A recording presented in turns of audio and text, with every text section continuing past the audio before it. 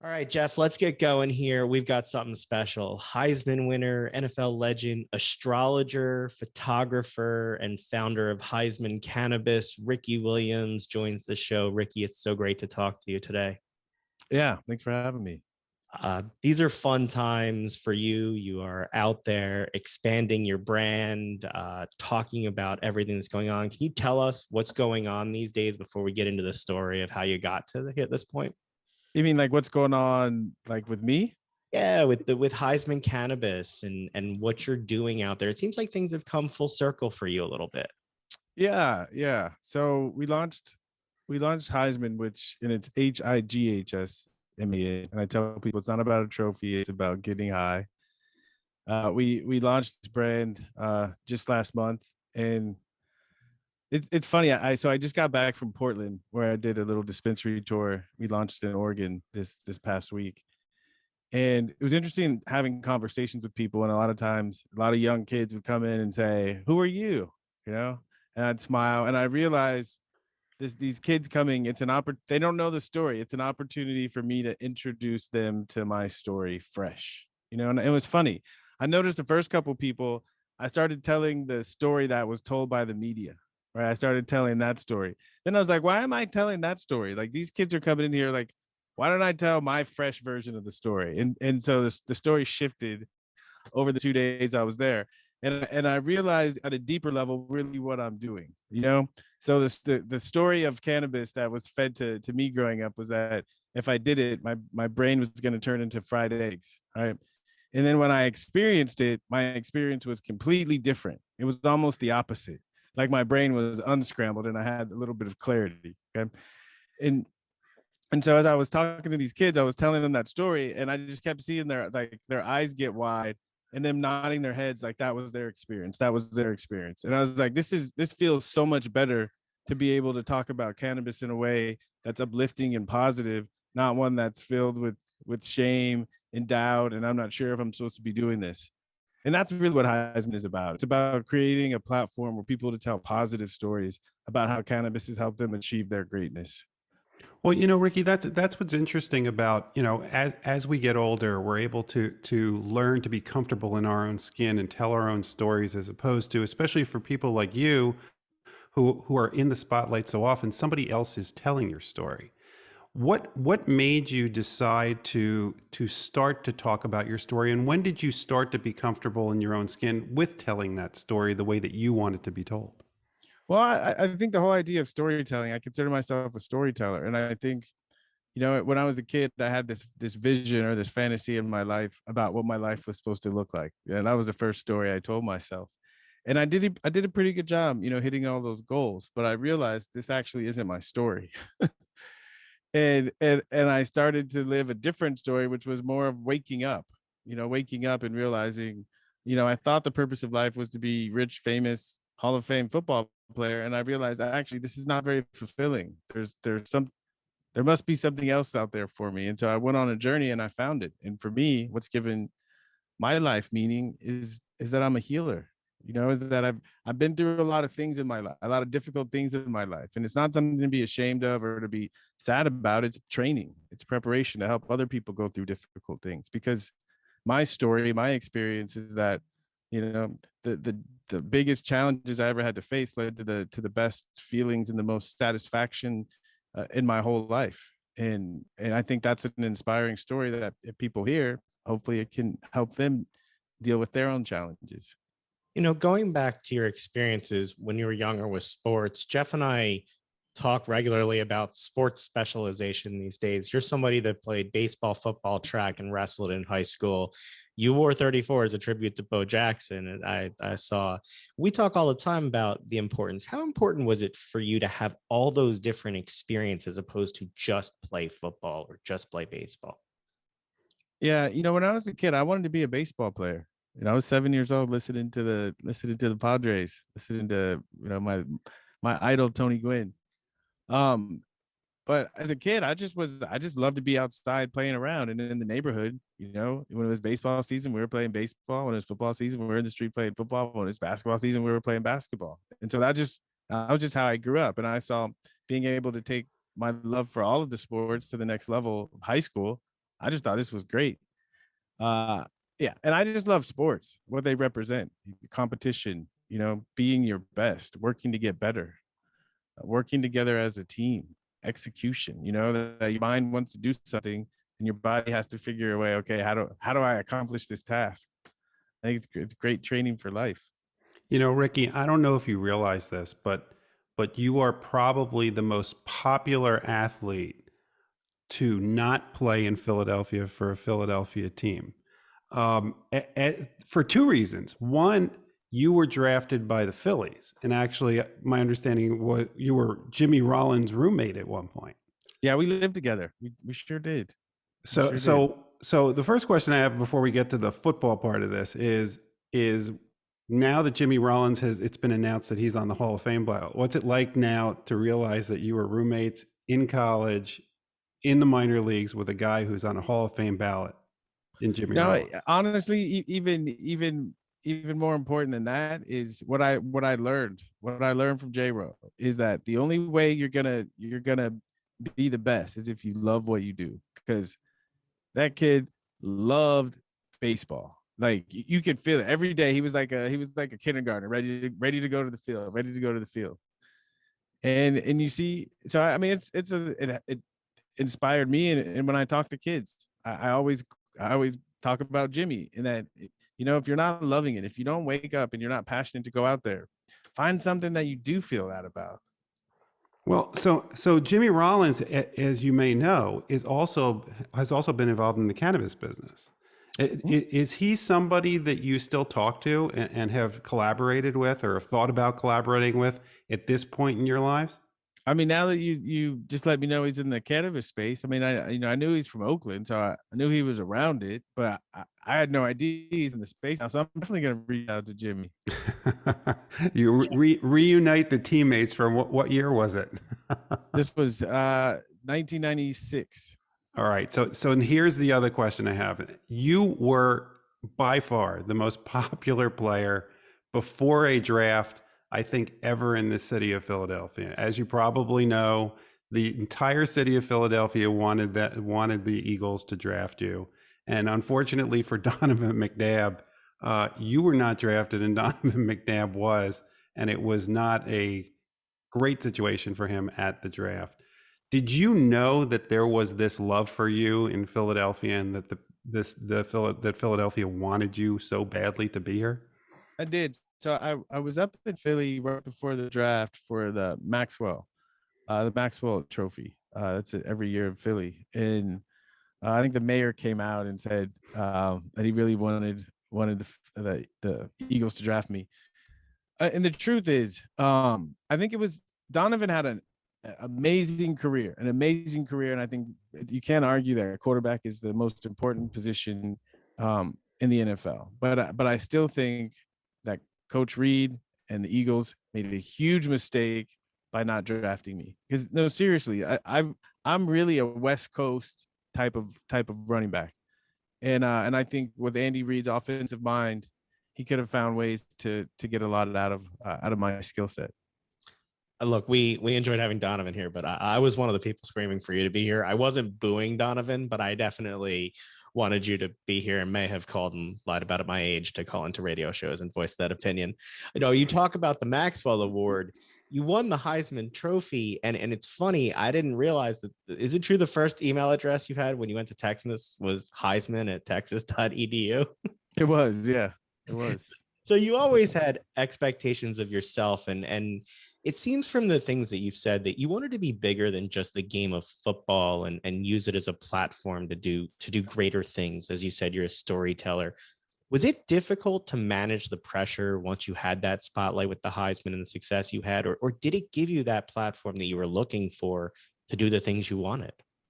Well, it gave me a platform, but it wasn't the platform I was looking for. I thought that when I made it to the NFL that I would have transcended the box, but it was just another box, and it was even more limiting than the collegiate box. Because at least in college, you're a kid, right?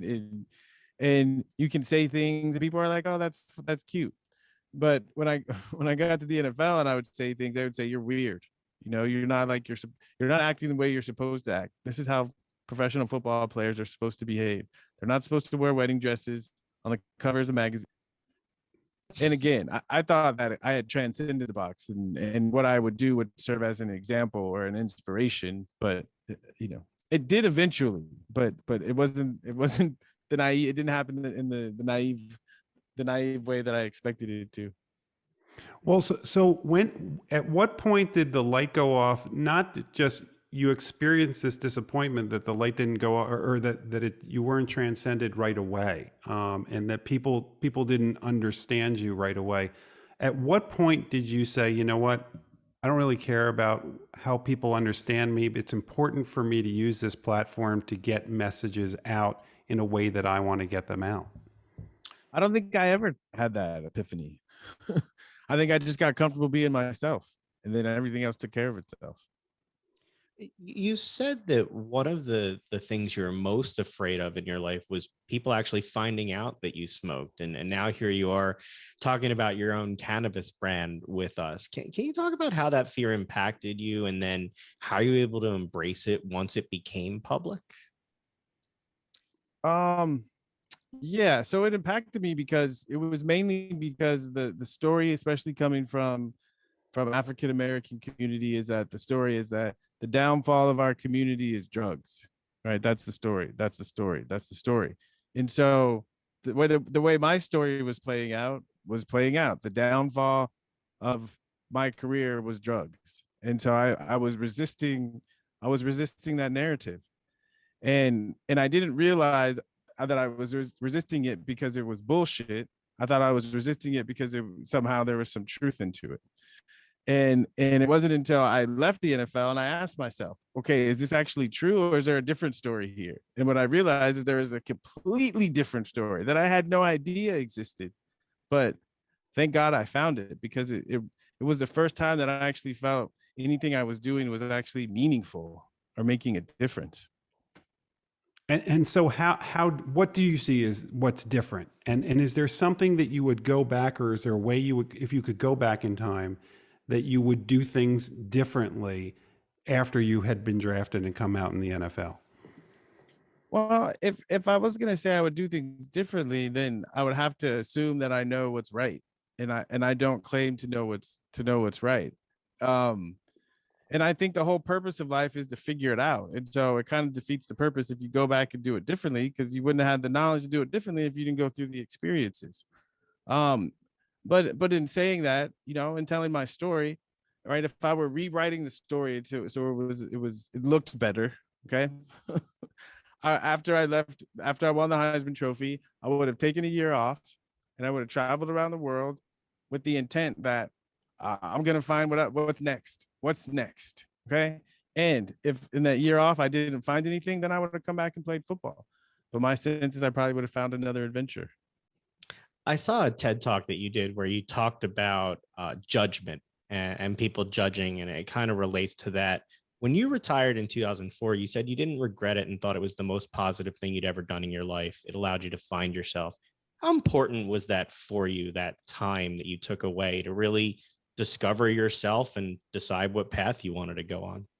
It was the most important thing in my whole entire life. And I think that moment in everyone's life, if hopefully they have it, is the most important moment in their life. And, a big part of my early life was I had to go to church a lot, and like 3 times a week.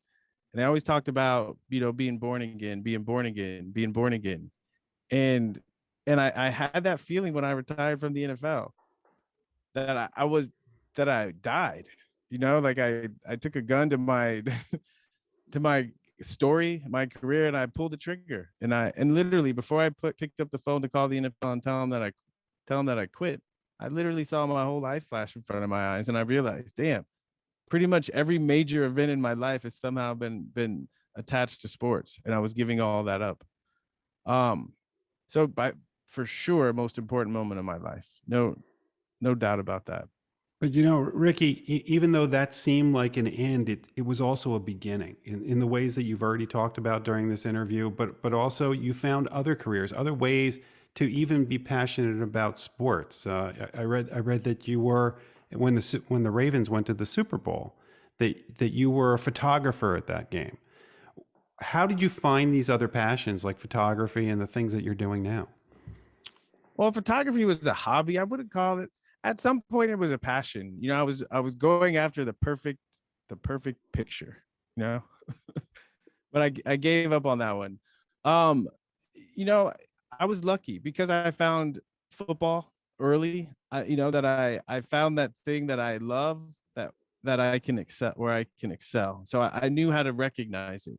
And as I started traveling around the world and doing a whole bunch of different things, because I'm always doing different things, I was able to recognize, oh, this feels good. I think I want to do this. And astrology was one of those things. Had a woman talk to me about my chart, and I was like, wow, I have so much clarity. Like, where can I learn more about this stuff? And that was 17 years ago. And now I'm like, I get it. I understand it. And it's a tool I can use to help people gain that same kind of clarity. It must have been interesting. I wonder what the experience was like. You had played for the Ravens the year before, and so you're there with Coach Harbaugh on the field in the video, and yet you're photographing it through your passion on the sidelines. What was it like for you to experience the Super Bowl from that view through the lens of a camera? That was fine. It was hard. Like I'm a kind of person where I like to do a really good job. And in order to be skilled enough to get a job photographing the Super Bowl, you have to be really, really, really good. Okay. And I wasn't that good. And so I was so focused on just trying to get like one shot, you know, and and it's hard because I know the game, but it's different photographing the game because you have to predict where the person is going to be. You have to be in focus, and you have to have the whole person in frame. So it was work. It was work, but the pregame was cool, right? The guys were, was on the sideline with the Ravens, and they all came over, and they said they missed me, and, they thought about me all year. That was great. And then Roger Goodell walked over and recognized me and shook my hand and said, anything you need, you just let me know. That was great. Being back in New Orleans where my whole career started, and the same people were working there and saying hi and saying goodbye, in the same place. It was awesome. It was really it was a really, really fun week. And then it's New Orleans for the Super Bowl. So, how can Yeah, you beat that. that? Is there anything that you're able to do now that you don't do it with that same level of intensity that you did sports? Are you able to just sit back and enjoy and call something a hobby? Or for example, I heard that you play softball.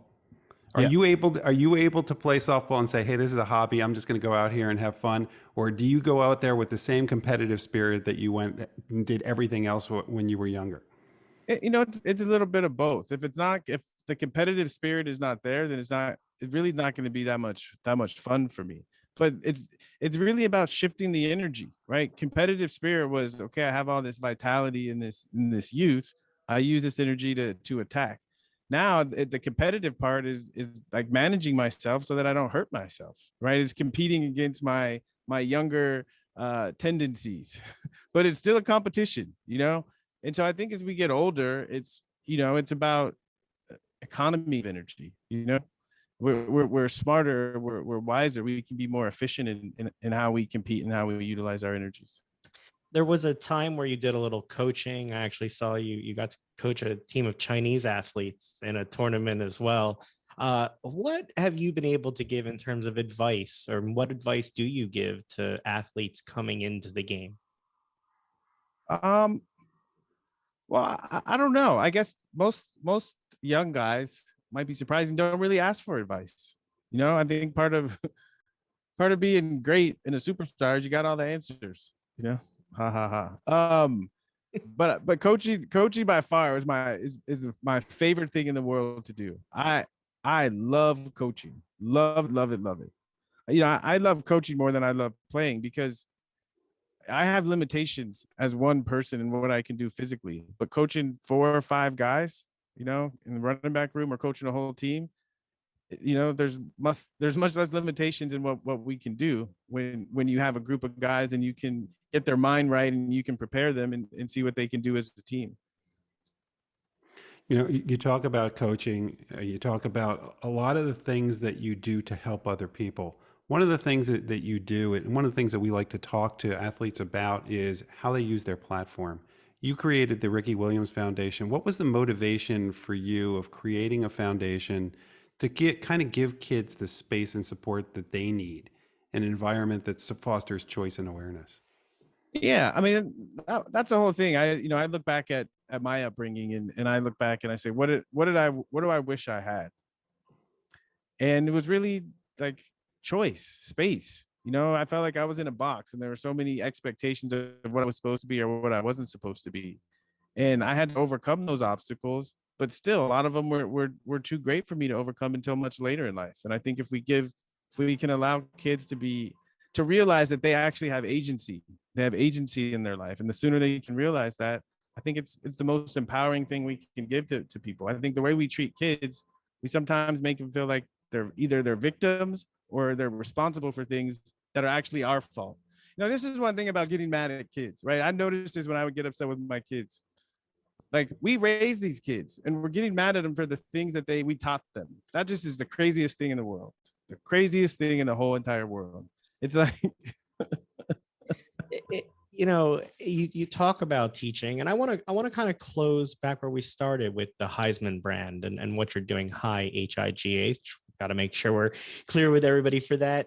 With bringing cannabis and sports together, can you talk about what your goal is for that? How do you see them coming together so that athletes aren't run off by people because they smoke? well, it's bigger than just sports. I took a class when I went back to school after I retired from the NFL. I took a class on the history of sport, and there was the one section in the class that really caught my attention. It was 1906. There was a convention called at the White House to save football. I think several people had died in college football, and they were thinking about let's just shut it down. And Teddy Roosevelt said, actually, we can't shut it down. We have a war coming, and we need to train these men as leaders. Okay, so I that really stuck out to me because I started thinking about, wow, and when you look at the old school football teams, right? It's Yale, Harvard, Princeton, right? Where all the smart kids went. Now it's kind of the opposite, sort of, And I was thinking back then, football was something that was used to train men to be leaders in the world. Okay. And it can still serve the same purpose, but we don't think about it that way. And so I think of what football is doing. It's giving us all the skills to be able to be successful in life. Okay. And one of the skills that I learned, it was probably the most important skill as a football player, is to have a short memory. Okay. Is to let go of the past and to envision a brighter future. Okay. Because if you can't do that, you're going to get stuck. And what I found, one of the most wonderful things to help me be able to do that was cannabis. And this idea of, in order to succeed, to be successful in life, okay, you have to be able to recover. You have to be able to let go. You have to be able to rise above and see the big picture and understand what is the purpose of all of this. Otherwise, even if you're successful, it's going to feel empty. And how do you get rid of the stigma of it? I mean, one of the things is there is still, despite the growth of cannabis throughout America, there is still this stigma when it comes to cannabis as it relates to sports. How do you get rid of that stigma? What do you say to people who say we still need to have drug-free sports? Well, that's not my stigma. That's their stigma. So again, I don't try to change people's minds. Can only speak from my experience. I played professional sports, and you can ask any of my teammates, what kind of teammate was he? Every single one of them was going to say he was the hardest worker. He was the best teammate we had. Every single one of them will say that. So what we can do is we can just be honest and share our own experiences. Look, Ricky, we can't thank you enough for your honesty. We're so happy for you that the experiences you had have led you to Heisman Cannabis and all the success you're having. We really appreciate the time today, and I hope we get to talk to you again sometime. Yeah, this was great. Thank you guys.